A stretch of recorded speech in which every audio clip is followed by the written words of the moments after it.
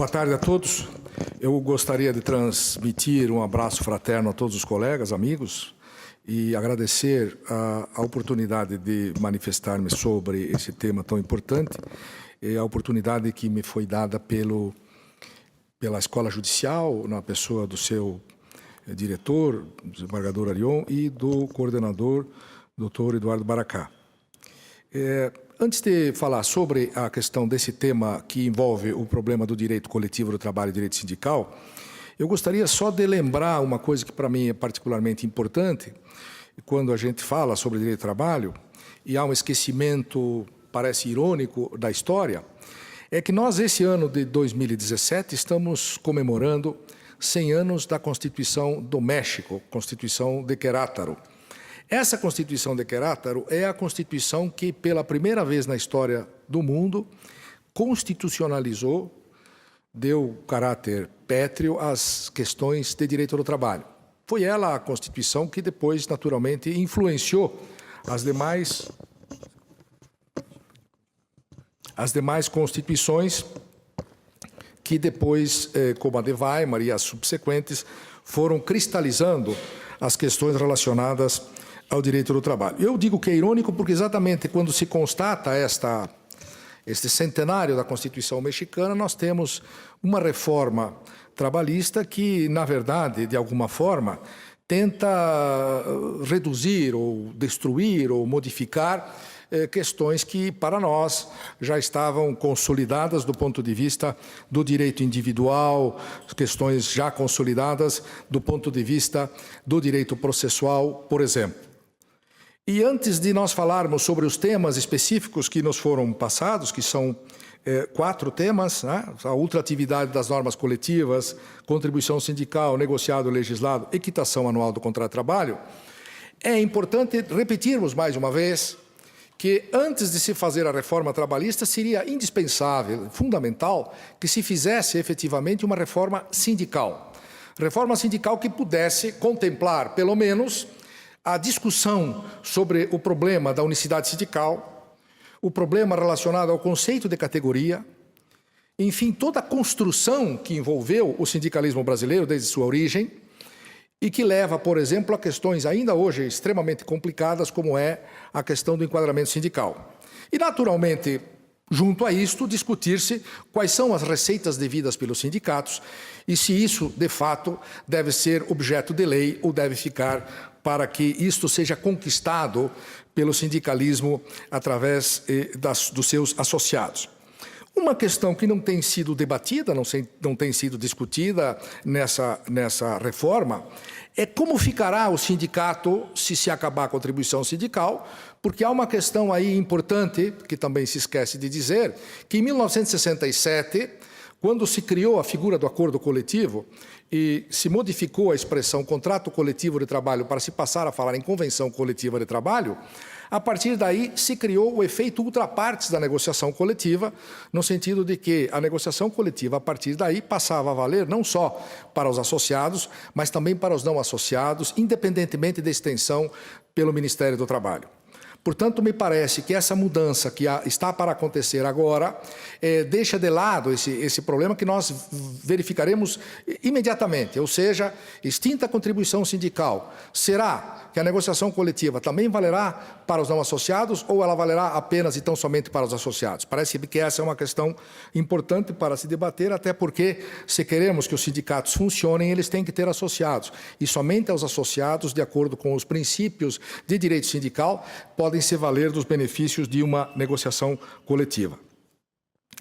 O primeiro tema que eu vou falar é sobre a questão da ultratividade. Então, nós podemos recordar que houve uma lei na época do presidente Collor, que estabeleceu lá a lei número 8.542, que estabeleceu um dispositivo, parágrafo 1º do artigo 1º, no sentido de que as cláusulas dessas negociações coletivas, elas integram os contratos individuais do trabalho e somente poderiam ser reduzidas ou suprimidas por posterior acordo, convenção ou contrato coletivo de trabalho.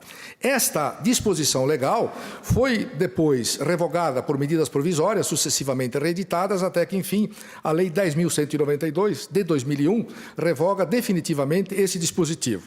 Esse dispositivo procurava resolver doutrinariamente a questão que até hoje é complexa de se as normas coletivas elas se integram, se elas aderem ao contrato de trabalho ou não. Como nós podemos lembrar, as normas coletivas elas têm três possibilidades: ou elas aderem ao contrato de trabalho indefinitivamente, né, com fundamento no artigo 468 da CLT, e que essa era uma teoria que os grandes doutrinadores de direito do trabalho sempre sustentaram que era mais correta. Ou elas não aderem, como é a doutrina italiana do pós-guerra passou a sustentar, para valorizar as renegociações coletivas de trabalho. E uma terceira corrente, que era esta acolhida aqui pelo dispositivo legal, que é a aderência limitada por revogação. Ou seja, após feita a negociação coletiva, ela não perde a validade apenas pelo decurso da vigência do prazo. Ela só será modificada se houver uma nova negociação coletiva. E isso foi exatamente o que fundamentou esse dispositivo legal. O TST, a partir dessa decisão da lei, essa revogação legal, ressalvou no item 2 da sua súmula 277, isso em 2009, que neste período compreendido entre 92 e 95, em que vigorou a lei, né, nesse período, naturalmente, as condições de trabalho ficam só modificadas, as negociações coletivas só poderiam ser modificadas através de uma nova negociação coletiva, se extinto o acordo ou a convenção, não houvesse nova negociação coletiva. Portanto, o TST estabeleceu esse pressuposto e, posteriormente, o TST, como nós lembramos, estipulou a Convenção 77, alvo de uma discussão muito grande, no sentido de que, para o TST, com fundamento especialmente no parágrafo 2º do artigo 114 da Constituição, se estabeleceu que as cláusulas normativas, tanto de acordos quanto de convenções coletivas, elas passariam a integrar os contratos individuais de trabalho e somente poderiam ser modificadas ou suprimidas mediante nova negociação coletiva. Portanto, o TST assumiu um papel preponderante nesta teoria do chamado sistema de que as negociações coletivas elas se integram até que nova negociação coletiva possa modificá-la. O Supremo Tribunal Federal, numa liminar concedida pelo ministro Gilmar Mendes, no final do ano de 2016, do ano passado, entendeu que esta súmula do TST era uma súmula que, de fato, de alguma forma, ela violava dispositivos constitucionais, especialmente o princípio da legalidade e o princípio da separação dos poderes, e, portanto, suspendeu os efeitos, liminarmente, desta convenção, até que essa demanda, essa disposição a arguição de descumprimento de preceito fundamental fosse examinada pelo plenário. E aí nós chegamos, então, nessa sequência, ao projeto encaminhado pelo presidente da República, pelo Ministério do Trabalho, sobre a questão da ultratividade. No artigo 611-A, especificamente no inciso 6º do projeto encaminhado pelo Ministério do Trabalho, pelo Presidente da República, se estabeleceu que o negociado prevalecia sobre o legislado quando dispusesse sobre a ultratividade da norma ou do instrumento coletivo de trabalho da categoria. Portanto, para o Executivo, esta matéria poderia ser objeto de negociação coletiva.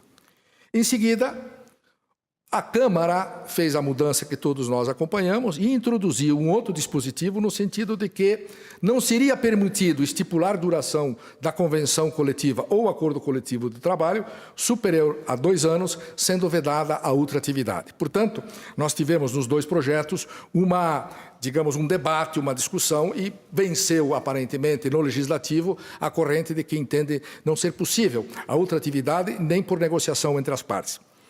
Quais seriam os fundamentos que, seriam contrários à ultratividade? Em princípio, nós podemos dizer que aqueles que defendem a corrente que não poderia haver essa ultratividade, dizem que essa ultratividade, em primeiro lugar, inibiria a negociação coletiva. As partes não teriam interesse, principalmente os trabalhadores, porque ficariam, digamos assim, quietos nas vantagens conquistadas e naturalmente, não queriam perder essas conquistas em novas negociações.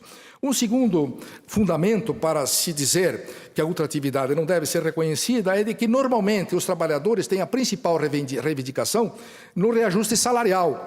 E essa vantagem não seria renovada ao fim da vigência, salvo por novo ajuste coletivo. E ainda, apenas as cláusulas normativas e sociais é que poderiam efetivamente ter um efeito ultrativo. Por fim, haveria um engessamento da livre autonomia das partes, no sentido de que haveria mais dificuldade de fazerem novas e frequentes negociações coletivas. Já a corrente que defende a ultratividade, que é uma corrente muito forte no TST, tanto assim que foi editada a súmula por maioria de votos lá no Tribunal Superior do Trabalho, e aí, dentre eles, o ministro Maurício Coutinho Delgado, a ministra Cátia Magalhães Arruda e o ministro Augusto César Leite de Carvalho, eles defendem a possibilidade desta ultratividade, especialmente com base no direito comparado, mencionando os países que admitem a ultratividade, como é o caso da Alemanha, da Holanda, da Itália, da França e da Espanha, e citam os casos de julgamentos em que, nesses países, é admitida expressamente a ultratividade. E mencionam também que, em Portugal, isto é um imperativo de lei. As convenções coletivas lá têm efeitos ultrativos, de acordo com o artigo 11.2 do Código da República Portuguesa, e se mantém em vigor até que as substituem outros instrumentos de regulação coletiva. Portanto, há uma experiência de direito comparado, reconhecendo a possibilidade do efeito ultrativo. E os argumentos trazidos, além da influência do direito comparado, são que esta ultratividade, ela concilia, ela faz uma mescla dos princípios do direito do trabalho com o pressuposto legal importante do direito do trabalho, que é da continuidade normativa, em especial com a regra consagrada no parágrafo 2º, artigo 114 da Constituição Federal. Também dizem esses ministros que a ultratividade atende à lógica do artigo 7º do caput, quando trata da preservação dos direitos que visem a melhoria das condições sociais dos trabalhadores e também levando, nesse sentido, a um equilíbrio de forças que é, num Estado democrático de direito, essencial a possibilidade da negociação coletiva do trabalho através de um princípio que o ministro Maurício sempre diz, da equivalência entre os contratantes coletivos. Promove também, segundo essa corrente, uma harmonia entre os atores coletivos, impondo que essa negociação coletiva seja um modo necessário sempre de rever conquistas, sem o artifício de vê-las suprimidas pela mera passagem do tempo. Algum tempo atrás, logo que foi editada a súmula 277, o professor Baracá e eu fizemos um artigo sobre esse tema e nós fundamentamos, especialmente o professor Baracá, no sentido de que sim a Constituição brasileira, no artigo 7º caput, inciso 26, ao reconhecer os direitos dos trabalhadores urbanos rurais e o das convenções coletivas, estabelecendo que são instrumentos para a melhoria da condição social dos trabalhadores. E, nesse sentido, parece que a Constituição quis dizer que os benefícios que os trabalhadores adquiriram através da negociação coletiva não poderiam somente ser excluídos pelo decurso do prazo, porque daria uma ideia de um egoísmo empresarial, de um egoísmo da atividade capitalista. E ainda, essa supressão deve necessariamente decorrer de uma negociação coletiva também, até porque o princípio da boa-fé, que é muito caro ao professor Baracá, possui uma importante função no sentido de informar os deveres que deverão ser observados ao longo das tratativas e que permitirão, conforme o caso, ampliação ou readequação dos benefícios. Portanto, no nosso entender, o TST teria agido corretamente ao fazer essa instituição, essa garantia do princípio da ultratividade. O tema, naturalmente, ele passa agora pela espera de como a reforma trabalhista se concluirá e, enfim, dependendo da solução dada pela lei, poderá naturalmente tornar sem efeito essa arguição de descumprimento de preceito fundamental trazida em julgamento lá no Supremo Tribunal Federal. Um outro tema que faz parte desse conjunto de discussão é o problema do fim da contribuição sindical obrigatória. Todos nós, há muitos anos, discutimos e reconhecemos que a contribuição sindical, ela, na verdade, é uma espécie de fio que liga o sindicalismo ao sistema do Estado Novo, do sistema do período getulista.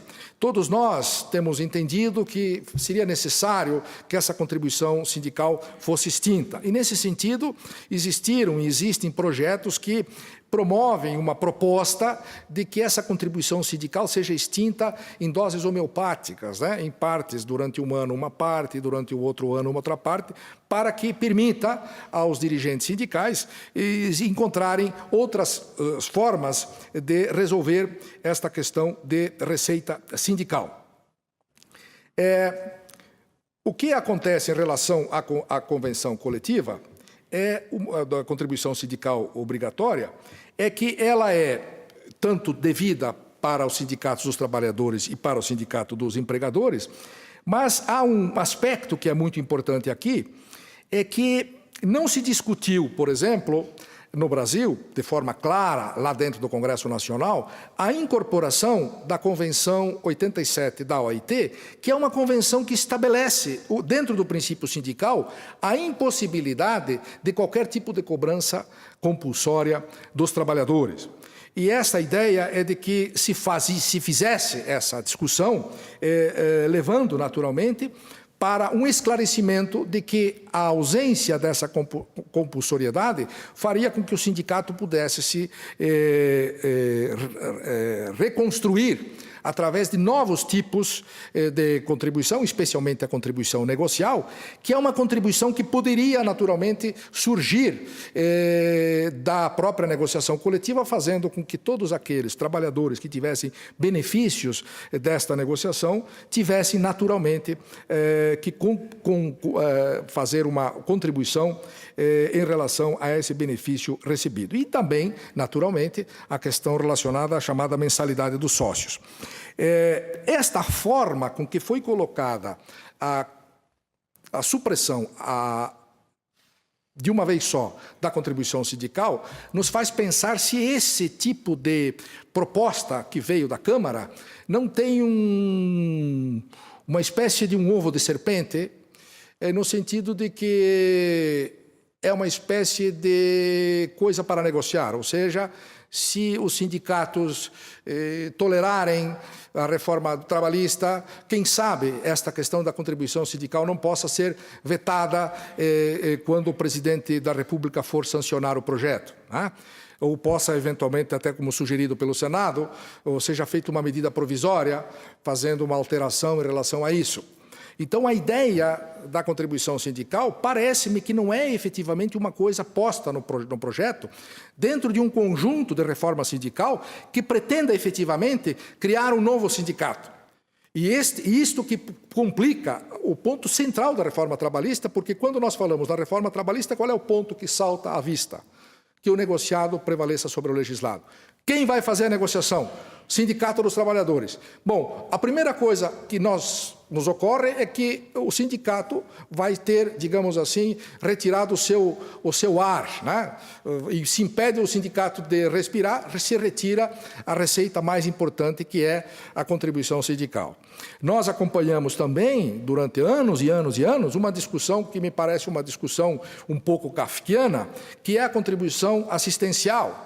Ou seja, a contribuição assistencial, que é a mais justa das contribuições, porque ela se refere exatamente a um percentual pela negociação coletiva feita pelos sindicatos, e nós temos uma discussão recorrente, inclusive com o respaldo do TST, no sentido de que não se pode descontar essa contribuição assistencial dos não associados, quando eles também são beneficiários das discussões e das negociações, das cláusulas das negociações coletivas. E há também aqui um grande esquecimento proposital feito pela reforma, que é a questão do sistema S. O jornal Gazeta do Povo, que não pode ser considerado um jornal esquerdista nem um jornal cutista, nem um jornal petista. Na sua penúltima edição impressa, de 30 de maio de 2017, na sua manchete de primeira página, diz assim: os bilhões que a reforma trabalhista esqueceu de cortar. E aí explica que nessas mudanças empreendidas pela reforma, um segmento passou intocado, que é exatamente o Sistema S, que é um sistema de organizações voltadas à capacitação dos trabalhadores, oferta de serviços culturais, entre elas Senai, Sebrae, Senac e etc. E diz a Gazeta do Povo: no ano passado, a arrecadação dessas entidades, que vem de um percentual cobrado sobre a folha de pagamento das empresas, foi de quase 16 bilhões. E esse dinheiro, ele é, na verdade, gasto, ele é utilizado pelas entidades patronais. E há muita discussão, inclusive no Tribunal de Contas da União, sobre graves falhas na aplicação desse Sistema S, dessa contribuição. 83% das entidades não têm auditoria interna, 78% não têm conselho fiscal e só 51% passam por auditorias independentes. Ou seja, são 16 bilhões recolhidas junto com a folha da contribuição previdenciária. Eu me lembro que quando nós passamos a ter uma competência plena em relação à determinação dessa cobrança das contribuições previdenciárias, que se discutiu na sessão especializada se nós, na Justiça do Trabalho, tínhamos competência para determinar o recolhimento também dessas questões do Sistema S, porque ela está embutida na guia de recolhimento da contribuição previdenciária, ou seja, é uma coisa absolutamente certa de recolhimento, porque ninguém vai deixar de recolher essa questão estando lá, digamos, agregada ao valor da contribuição previdenciária. Em relação à contribuição sindical, segundo dados do Ministério do Trabalho, foram arrecadados 2,75 bilhões de contribuições sindicais em 2016 e 1,97 bilhões destinados aos sindicatos dos trabalhadores e 774 milhões aos sindicatos patronais. No país, como nós sabemos, existem 11 mil sindicatos de trabalhadores e em torno de 5 mil sindicatos patronais, que isso, do ponto de vista do direito comparado, é um absurdo, porque não existe em nenhum lugar do mundo uma quantidade tão significativa de sindicatos de trabalhadores e de empregadores. Aliás, é uma coisa que também nós poderíamos, quem sabe, pensar em tocar e começar a discutir isso, da inutilidade de existir no sistema brasileiro o sindicato patronal. Por exemplo, em Portugal não há sindicato patronal, até porque sindicato patronal é um paradoxo. A palavra sindicato, ela só se refere aos trabalhadores. Então, quando eu digo assim sindicato patronal, eu estou usando uma expressão do português absolutamente incorreta. Então, precisaríamos pensar também nisso, né? Qual é a necessidade de termos um sindicato patronal? Para que existe o sindicato patronal? E essa é uma discussão que tem passado em branco durante toda a história nossa e penso que em algum momento essa discussão tem que começar a ser feita. E temos aqui algumas perguntas que são importantes se fazer. Duas delas penso que são vitais. Primeira, se o imposto, a contribuição sindical acabará também a unicidade sindical? Ou seja, o gesto legislativo de extinguir a contribuição sindical automaticamente põe em xeque o sistema da unicidade sindical? Possibilitaria esta mudança, esta extinção da contribuição sindical, desde logo que os sindicatos pudessem, para efeito de sobreviver, fazer as suas uniões? Por exemplo, Sindicato dos Trabalhadores da Construção Civil, unido com o Sindicato dos Trabalhadores Metalúrgicos. Nós teríamos um cheque, num primeiro momento, colocado em xeque o sistema do enquadramento sindical. Mas será que isto não poderia ser feito? Através de uma fundamentação toda, além do direito comparado, a fundamentação de convenções da OIT, de declarações internacionais da OIT, especialmente aquela de 1998, que reconhece a liberdade sindical como um direito fundamental. Portanto, já existe na academia inúmeros trabalhos, recentes inclusive, dizendo que a unicidade sindical ela pode ser destruída através de decisões judiciais que passem a reconhecer a união dos sindicatos, né? E essa união dos sindicatos naturalmente vão quebrando aos poucos o princípio da categoria, que é um princípio que remonta, sem dúvida nenhuma, à ideia do corporativismo, o controle das atividades sindicais por intermédio do Estado. E quando a gente fala em atividades sindicais, a gente tem que lembrar que só existe liberdade e autonomia sindical quando os próprios trabalhadores decidem de forma absolutamente tranquila, pacífica, como a sua autonomia deve ser exercitada. Há também essa pergunta que eu já tinha feito aqui, se a manutenção do imposto sindical será a moeda de troca para a aprovação da reforma trabalhista e ou previdenciária. É uma questão pendente que se encontra ainda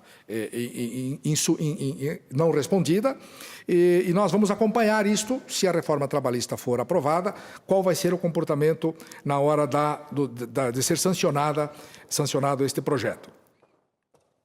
E nós todos estamos acompanhando essa particularidade que o Senado, especialmente o relator, tem dito que tem uma série de coisas que ele não concorda com o projeto, mas para evitar que essa alteração faça retornar o projeto à Câmara, que ele seria aprovado como veio da Câmara, para que depois o presidente da República possa tomar as atitudes que entender necessárias.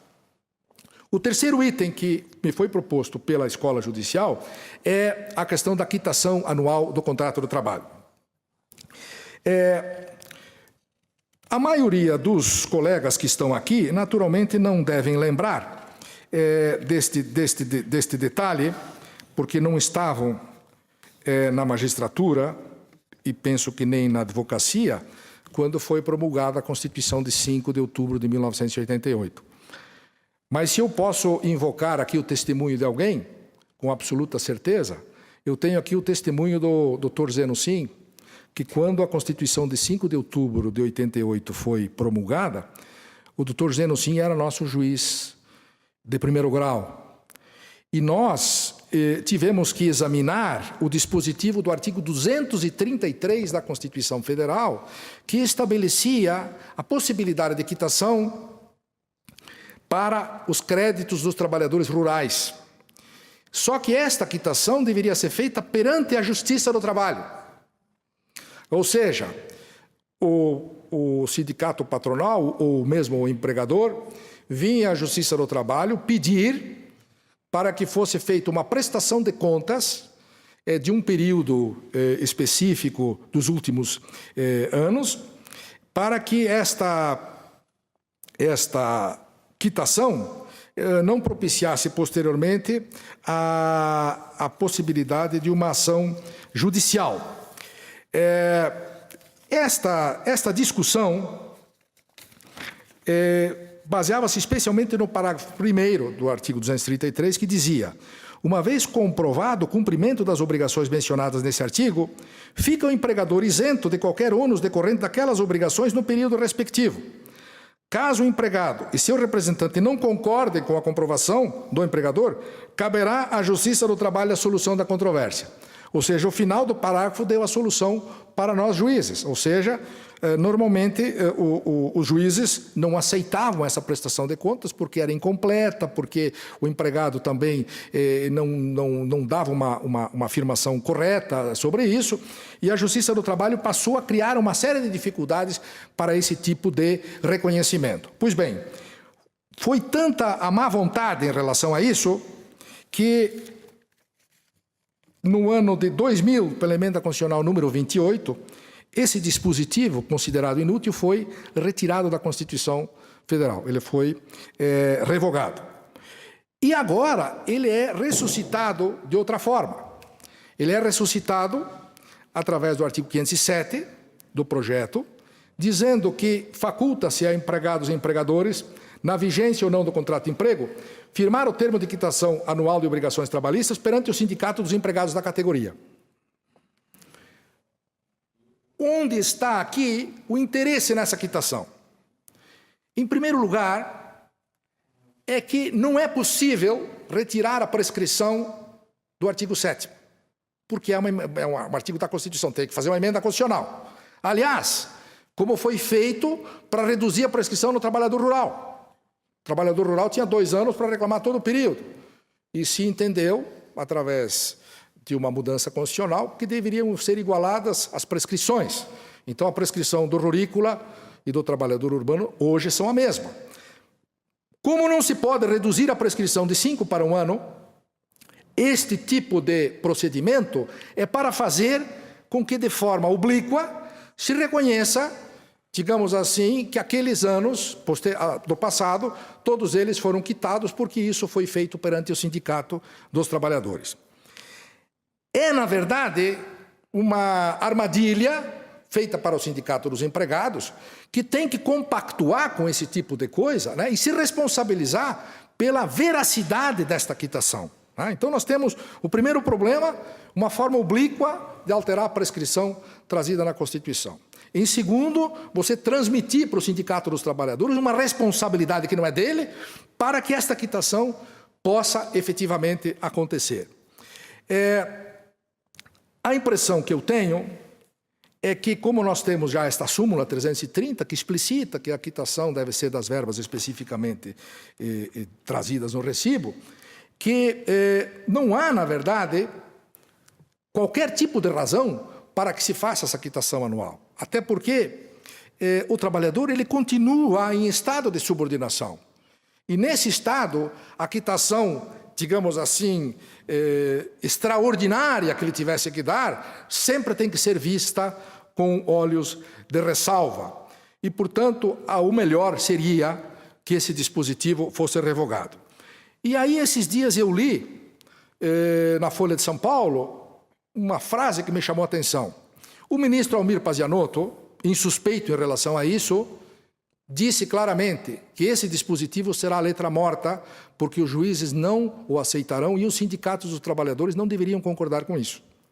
Portanto, mesmo o ministro Almir Pazianotto reconhece a inutilidade desse dispositivo, que a menos que os sindicatos dos trabalhadores passem a, digamos assim, a ser cooptados pelo patronato, parece-me que não tem juridicidade esta proposta, até porque nós temos um exemplo recente, trazido pela Constituição de 88, que não sobreviveu. E daí chegamos ao item final, que é a questão do negociado sobre o legislado. Qual é a questão que é central nesse fenômeno do negociado sobre o legislado? Nós acompanhamos isso já há muito tempo, a partir praticamente do governo Fernando Henrique Cardoso, a ideia de que flexibilizar a legislação trabalhista seria possibilitar sempre que os sindicatos pudessem, de alguma forma, reduzir vantagens trazidas pela lei. E aí eu vou mencionar aqui 2 autores que me parecem importantes que escreveram sobre esse tema.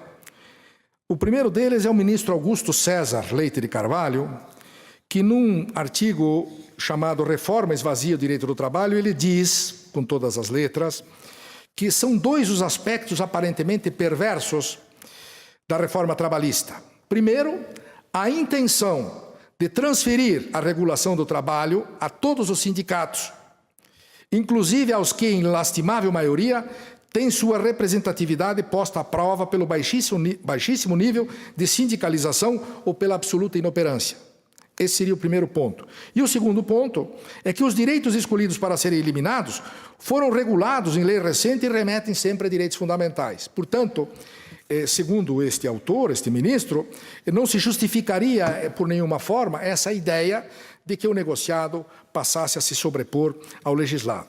E recordo aqui 3 frases do pranteado ministro e professor Arnaldo Susequinde, quando, sobre esse mesmo tema, na época do Fernando Henrique, escreveu que para que a negociação coletiva pudesse eventualmente superar o legislado, nós teríamos que ter 3 pontos fundamentais em relação a isso. Primeiro, a garantia da liberdade e da autonomia sindical, que nós não temos no Brasil, pelo menos pelo problema da unicidade e pelo problema da contribuição sindical obrigatória, e eu diria mais, pela obrigatoriedade de passar o registro no Ministério do Trabalho, pela questão do enquadramento sindical, ou seja, nós temos aí uma série de limitações para a liberdade e autonomia sindical. Segundo ponto, razoável índice de sindicalização do grupo representado. Nós não temos, no Brasil, um grupo razoável de sindicalização para que essa negociação possa prevalecer em relação aos trabalhadores associados. E, finalmente, o terceiro aspecto é um espaço para complementação e suplementação do sistema legal de proteção ao trabalho. Portanto, sem a existência dessas condições, nós não poderíamos, em hipótese nenhuma, falar que o negociado pudesse se sobrepor ao legislado. Nesses itens do artigo 611, letra A, da CLT,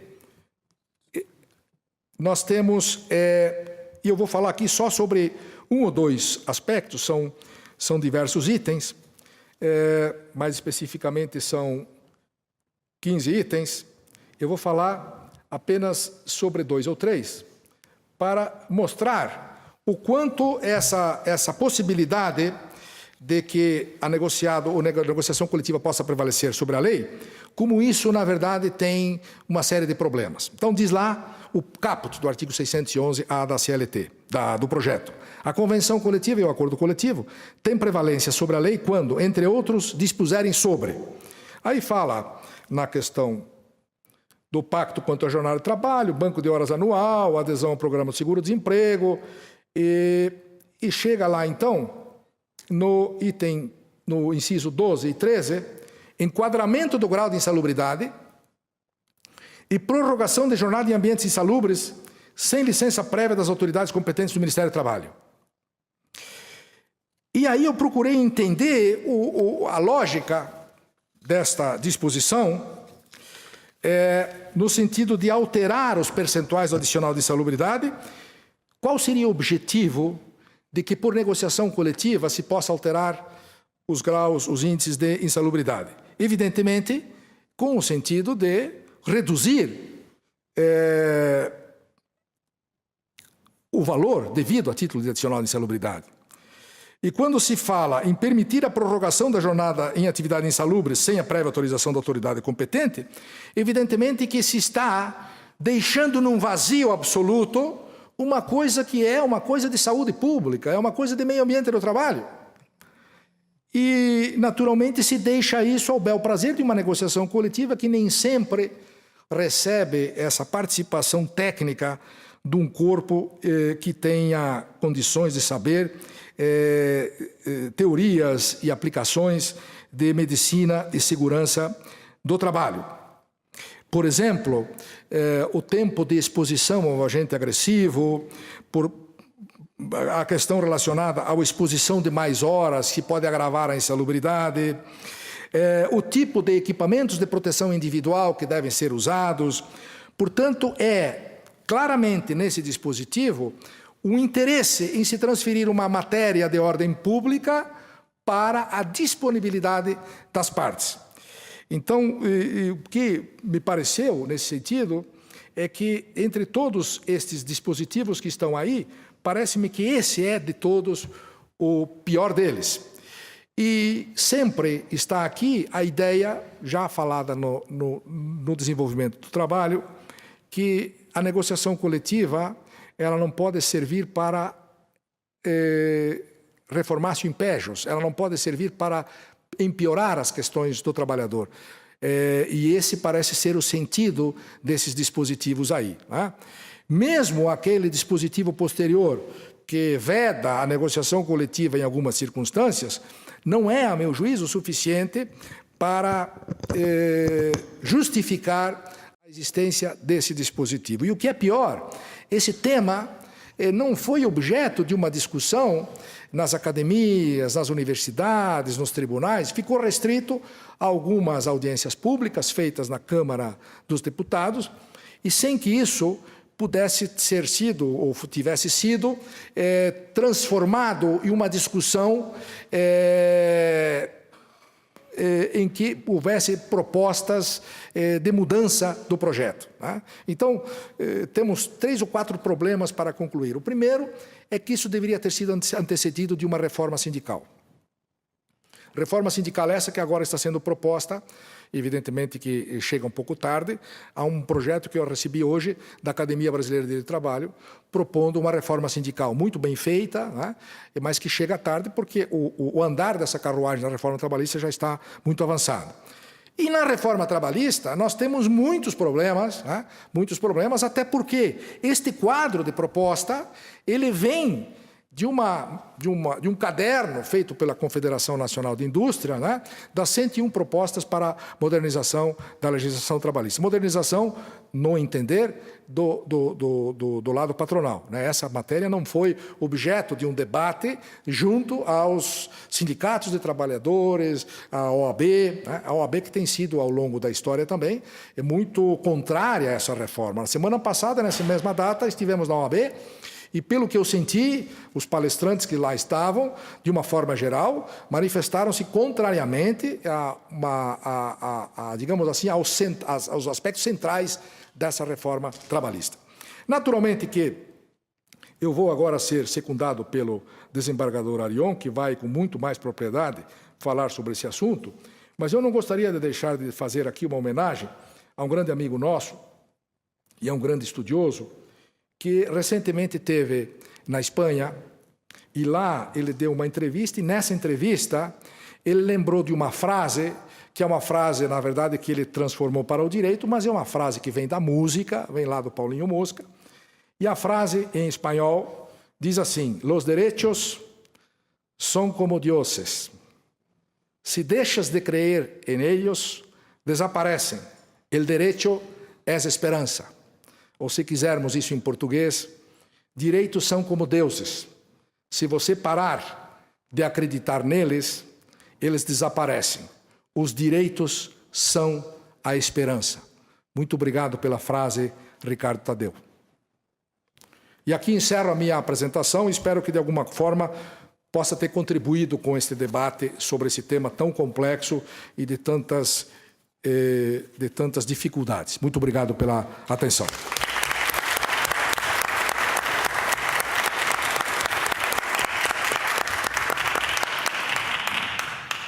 Obrigado, professor Gunter, pelos esclarecimentos, pelas informações e pela referência à frase do Ricardo, que eu não conhecia e seguramente vai ser citada muitas vezes.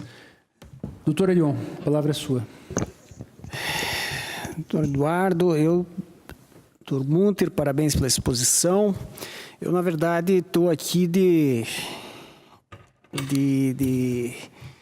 vamos dizer assim, de quebra-galho, né? Porque, na verdade, o contraponto deveria ser feito pelo desembargador Sérgio Murilo, que, com certeza, teria muito mais conteúdo aí para fazer essa abordagem e apresentar, efetivamente, um certo contraponto. Até porque, provavelmente, todos aqui já sabem a minha leitura sobre esse projeto. Embora esse tema, negociação coletiva, me seja muito cara.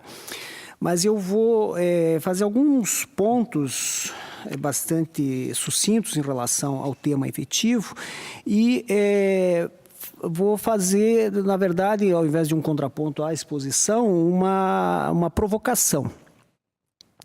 Uma provocação que eu fiz para mim e gostaria de compartilhá-la com vocês. Em primeiro lugar, eu até vou fazer 3 citações aqui durante a minha exposição, e a primeira delas, e quem já participou do último evento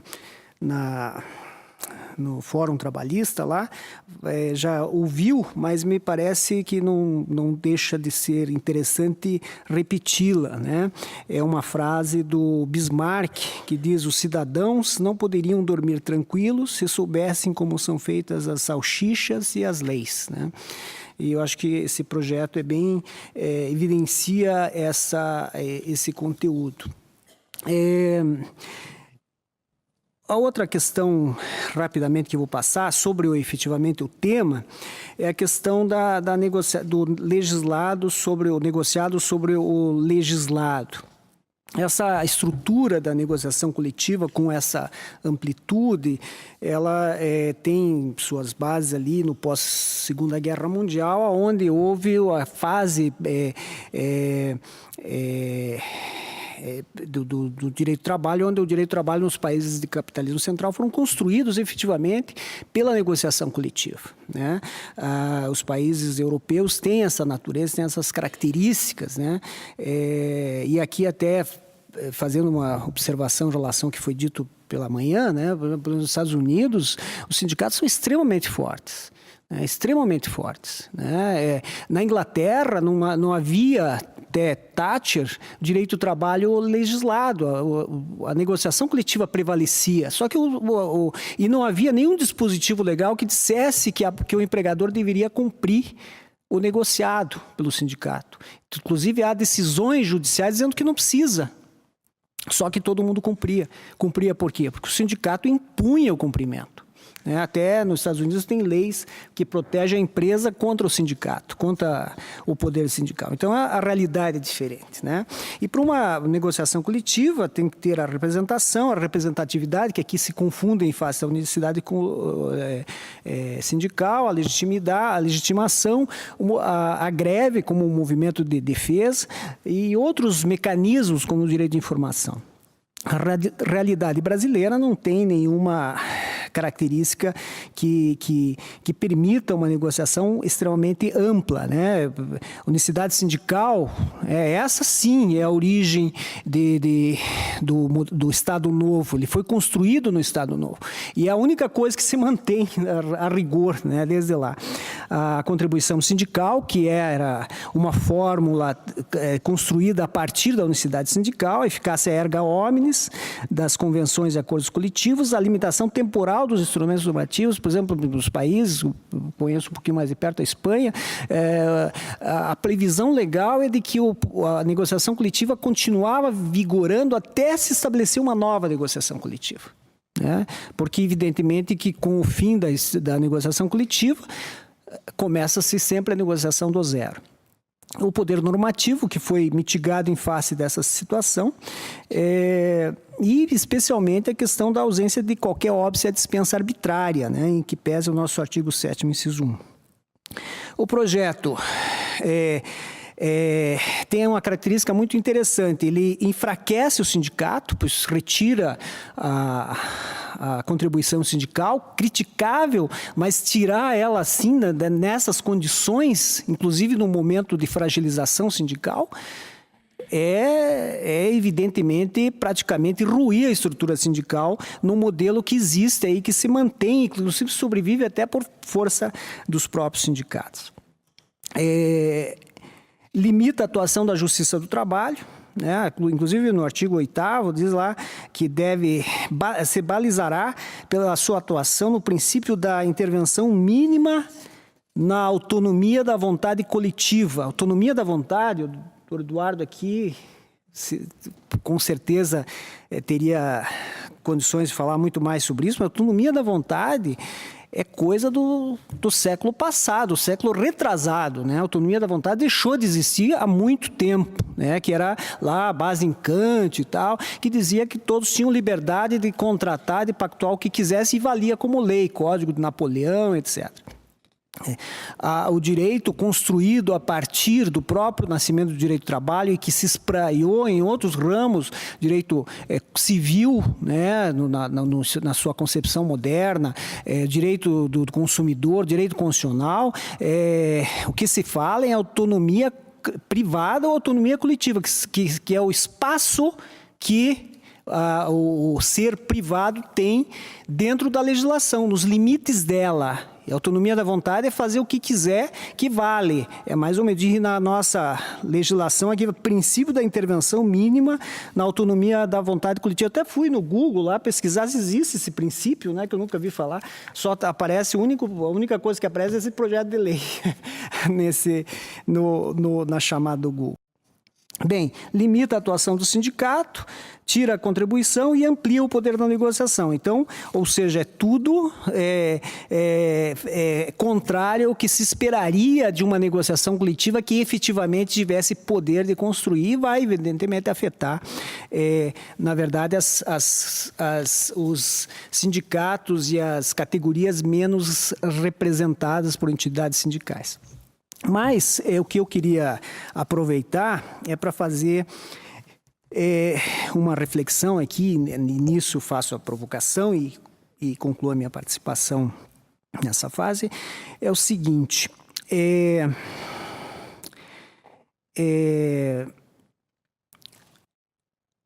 nós vivemos, é interessante observar, né, num momento muito peculiar da sociedade. Nós temos percebido em relação especialmente a essa questão nossa, mas não só em relação a ela, e não só no Brasil, no mundo, né?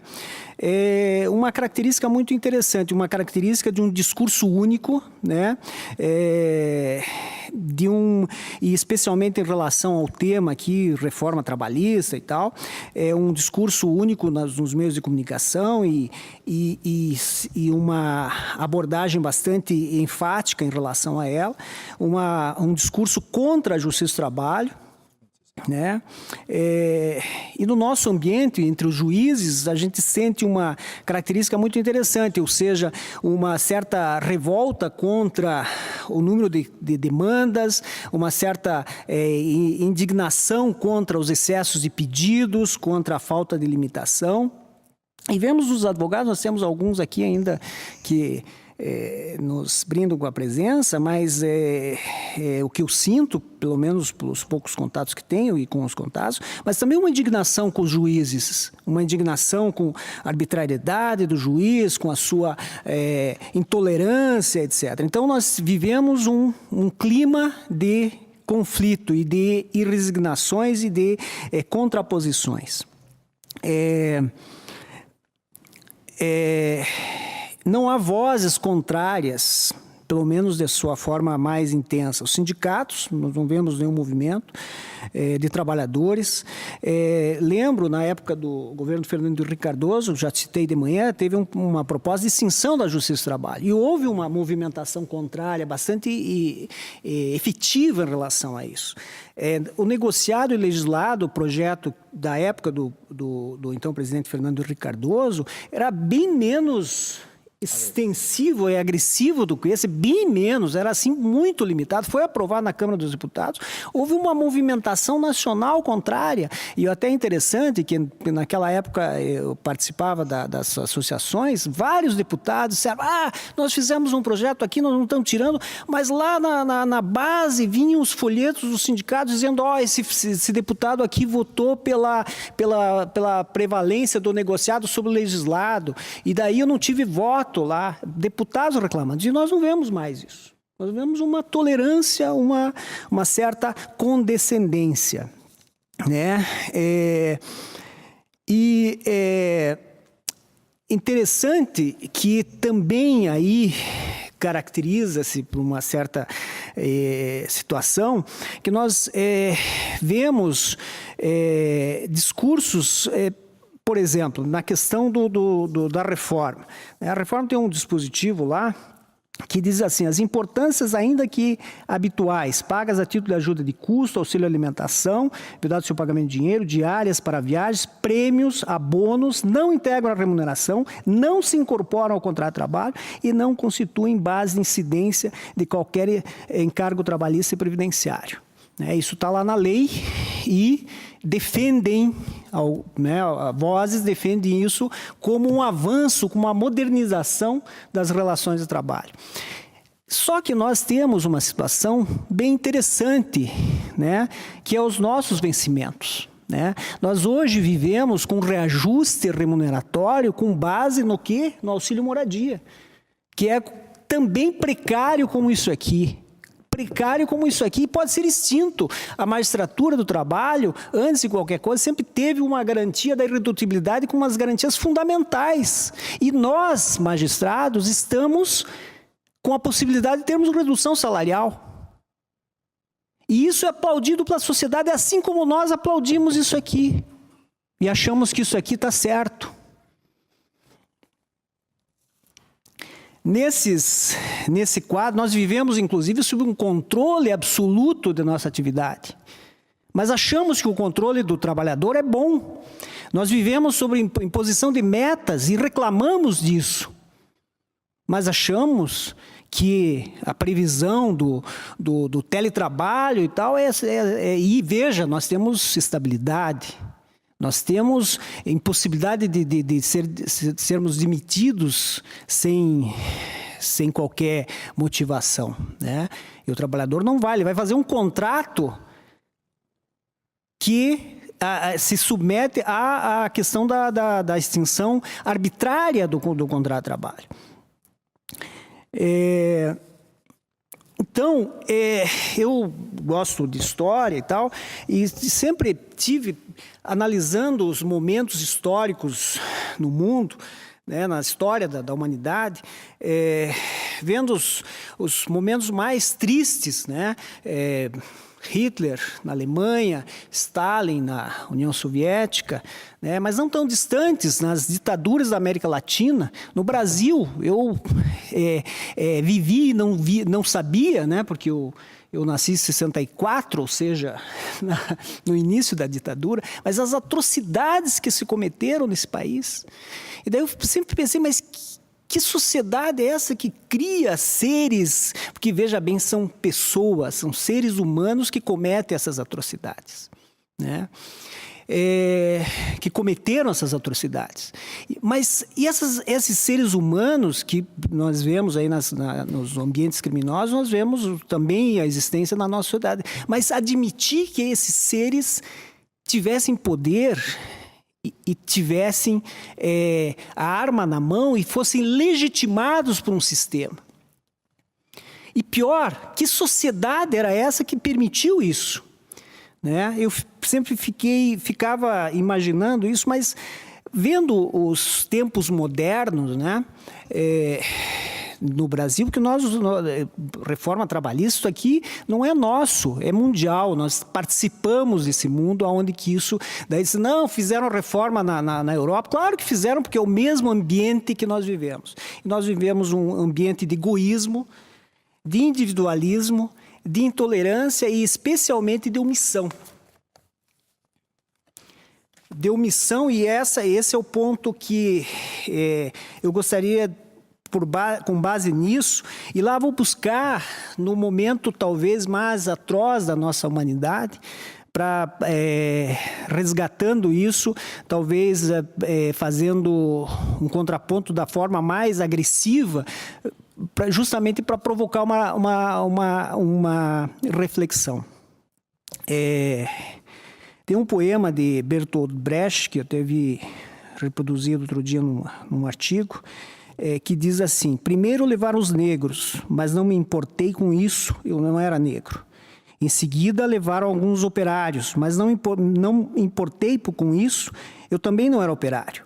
Depois prenderam os miseráveis, mas não me importei com isso, porque eu não sou miserável. Depois agarraram uns desempregados, mas como eu tenho meu emprego, também não me importei. Agora estão me levando, mas já é tarde. Como eu não me importei com ninguém, ninguém se importa comigo. E ainda, para concluir efetivamente, eu até revi esse documentário, um documentário de 1955, chamado Noite e Neblina. Aconselho a verem isso. Talvez as atrocidades do período de Hitler, dos centros de concentrações, sejam mais brutais para nós, porque a maldade não era só de fazer, mas sim de filmar, né? Os alemães tinham isso, eles faziam e filmavam, então tem registros documentados. E esse documentário foi em 1955 para o Alain Rosnar. Ele foi chamado para fazer um documentário comemorativo da extinção do término dos campos de concentração da Segunda Guerra Mundial. E ele fez esse documentário foi tão impactante para a sociedade francesa que ele se transformou num instrumento de reflexão que eram passados nas escolas para as crianças e tal, e virou um momento de reflexão. E me parece, guardadas evidentemente as proporções e considerando justamente que se trata aqui do ponto mais absurdo da sociedade que a sociedade passou, me parece que ele também é um instrumento de reflexão. E, na verdade, esse documentário tem um texto de um francês chamado Jean Cayrol. Ele é um sobrevivente dos campos de concentração e escreveu a narrativa integral desse documentário. E ele termina assim: quando os aliados abrem as portas, eu não sou responsável, diz o capo. Eu não sou responsável, diz o oficial. Eu não sou responsável. Então, quem é responsável? No momento em que vos falo, a água fria dos pântanos e das ruínas enche o vão dos matadouros. Uma água fria e opaca como nossa falta de memória. A guerra está sonolenta com um olho sempre aberto. A erva fiel cresceu novamente sobre as praças das chamadas, em torno aos blocos, um povo abandonado, cheio ainda de ameaças. O crematório não é mais usado. As astúcias nazis já passaram de moda. 9 milhões de mortos espreitam essa paisagem. Quem de nós vigia nesse estranho observatório para advertir-nos sobre a chegada de novos verdugos? Eles têm realmente outro rosto que não o nosso? Em algum lugar entre nós há capos afortunados, chefes recuperados, delatores desconhecidos. A todos aqueles que não acreditam, ou somente de vez em quando. Estamos nós, que olhamos sinceramente essas ruínas, como se o velho monstro concentracionário estivesse morto sob os escombros.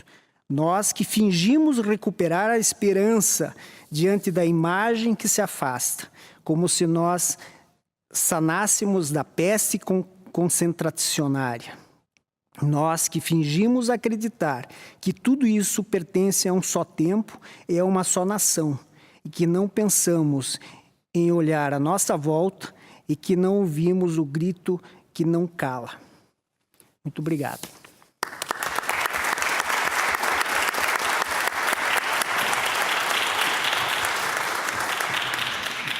Muito obrigado, desembargador Edion, pela percussiente abordagem de um tema tão complexo, principalmente porque de improviso. Então, para que a gente não perca tempo, a palavra está aberta para perguntas, observações sobre o tema, sobre reforma trabalhista.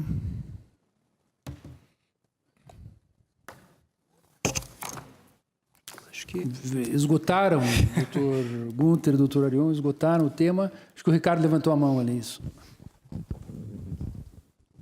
Então, queria só perguntar, bem simples, opinião, assim, em que medida o princípio da norma mais favorável vai valer? Quer dizer, um projeto de lei que diz que verbas notoriamente habituais não são salário, não são remuneração, ao meu ver, é claramente contrário ao princípio da norma mais favorável, que está lá no caput do artigo 7º. O que vocês acham? Como é que nós vamos brigar por esse princípio? Tem chance?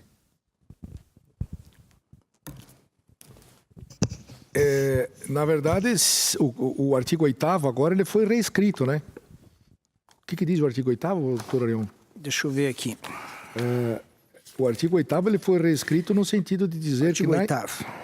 O direito comum será fonte subsidiária do direito do trabalho. Parágrafo 1º. Parágrafo 2º. Súmulas e outros enunciados de jurisprudência editados pelo Tribunal Superior do Trabalho e pelos tribunais não poderão restringir direitos legalmente previstos nem criar obrigações que não estejam previstas em lei. Terceiro, no exame de convenção coletiva, ou acordo coletivo de trabalho, a Justiça do Trabalho analisará exclusivamente a conformidade dos elementos essenciais do negócio jurídico, respeitado o disposto no artigo 104 da Lei 10.406, e balizará sua atuação pelo princípio da intervenção mínima na autonomia da vontade coletiva. Nós podíamos lembrar aqui de um filme, já que o doutor Arion falou tanto na questão da arte, que nós sempre lembramos, né? O Germinal, do Émile Zola, na Revolução Industrial, que prevalecia a autonomia privada para discutir o contrato, pacta sunt servanda, o que foi pactuado, vale. E aqui com a participação do sindicato, ou seja, o princípio da norma mais favorável, ele vai ceder aí pelo princípio da intervenção mínima, ou seja, se o sindicato pactuou aquele determinado direito, aquele direito vai prevalecer sobre a legislação e a norma mais favorável, nesse caso, não se aplica, porque exatamente esse é o princípio da reforma trabalhista, é para que não se aplique o princípio da norma mais favorável. Quer dizer, o sindicato possa ultrapassar a norma mais favorável, deixando de lado a norma mais favorável estabelecida em lei e flexibilizando, desregulamentando, enfraquecendo essa legislação com outros princípios, e que são os princípios do capitalismo, ou seja, do neoliberalismo, que é a liberdade de contratação, né? Ou seja, se a gente for no limite, nós estamos retroagindo ao princípio lá do Adam Smith. Quer dizer, você estabelece um estado mínimo em que as partes têm liberdade absoluta para fazer as suas contratações. E aí, nesse caso específico, dando poderes ao sindicato para partilhar, digamos assim, dessa desconstrução da proteção trabalhista. Isso aqui me parece na leitura que está sendo feita da reforma trabalhista. Mais alguma pergunta? Lá em cima, não? A doutora Marlene.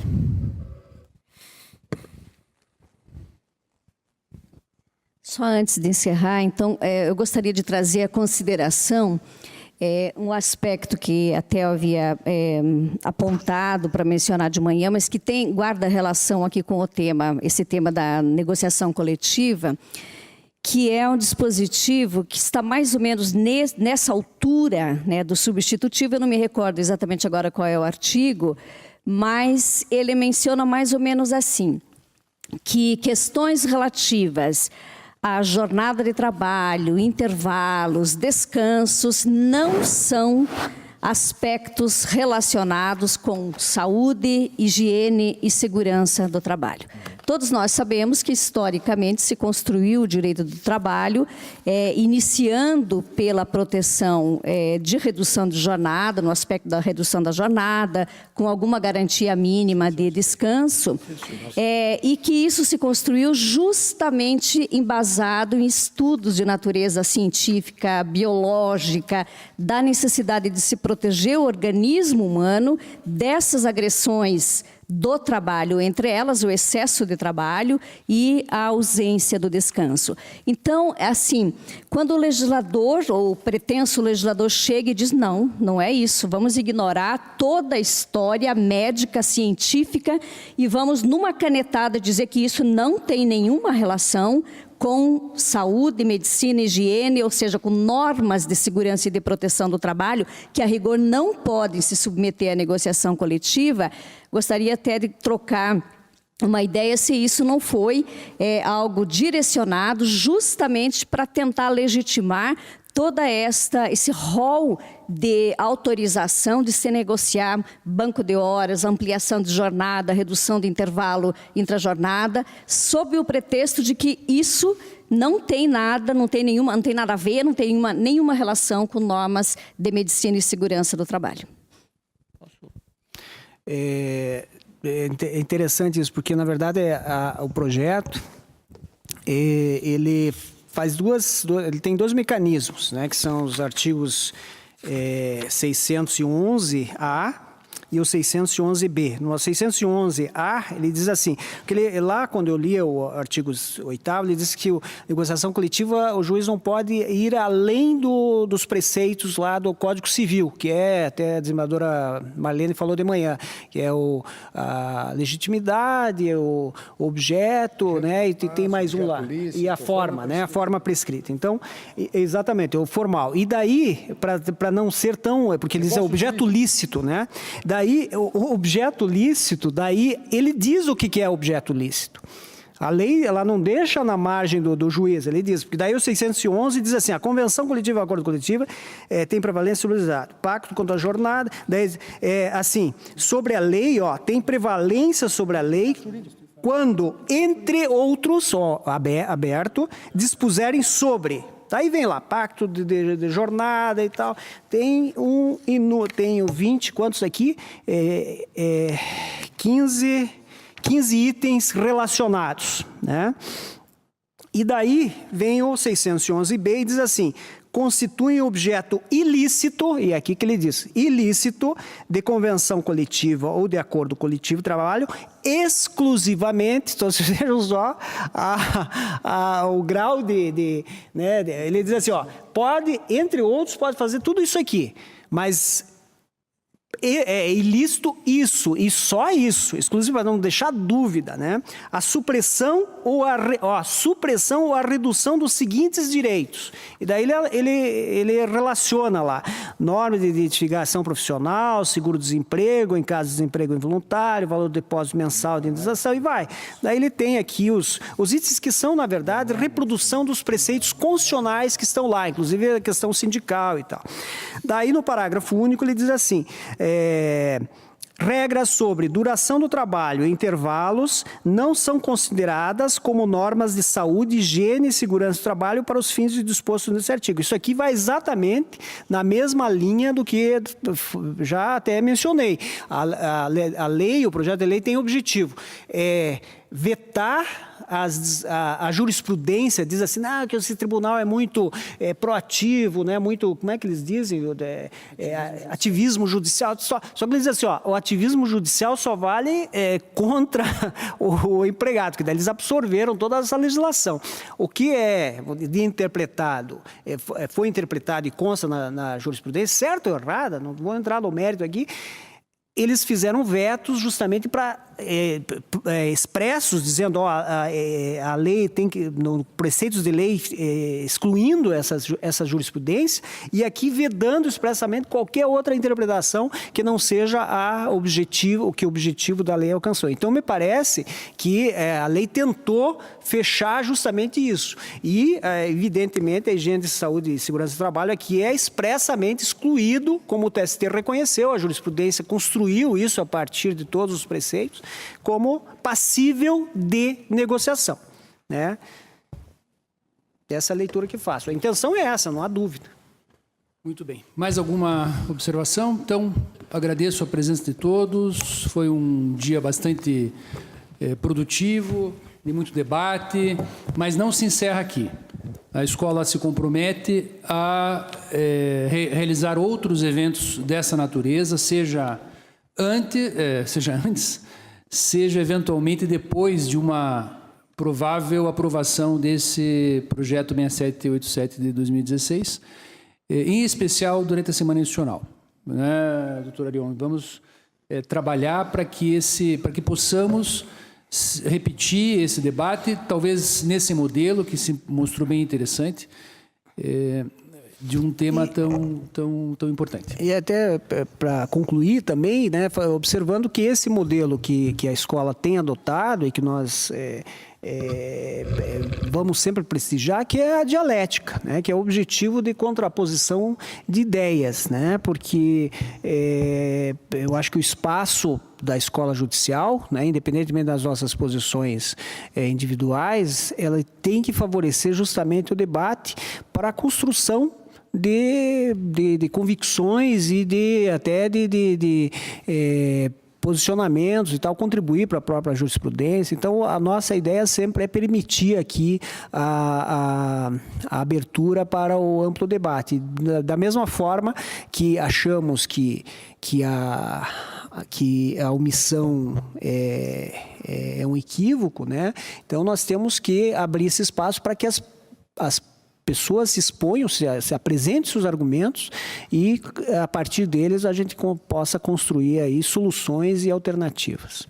Mais uma coisinha. E a escola se compromete a prestigiar outros colegas que não puderam vir aqui, expor seus pontos de vista, exatamente para prestigiar novas ideias, trazer o pensamento do magistrado do interior, do magistrado do segundo grau, do magistrado desembargador, do titular, enfim, poder oxigenar o debate e permitir, de alguma forma, uma contribuição a uma jurisdição, no mínimo um pouco melhor, né? Então, muito obrigado. Obrigado pelo evento.